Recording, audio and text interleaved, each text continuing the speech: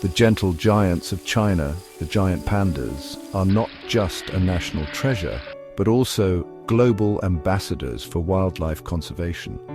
These adorable creatures symbolize peace and friendship, but their journey has been fraught with challenges.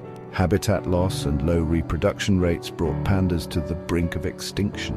However, through concerted efforts, their story is one of hope and resilience. The conservation journey of the giant panda is remarkable. The establishment of protected reserves in bamboo-rich regions of China provided critical habitats for these magnificent creatures.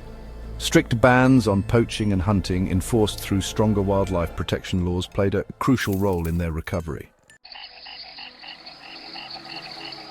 Innovative breeding programs, such as those at the Chengdu Research Base of giant panda breeding, have been groundbreaking. Scientific breakthroughs in understanding panda behavior, nutrition, and reproduction have led to increased birth rates both in captivity and the wild. Restoring the wild has been a critical part of the conservation efforts.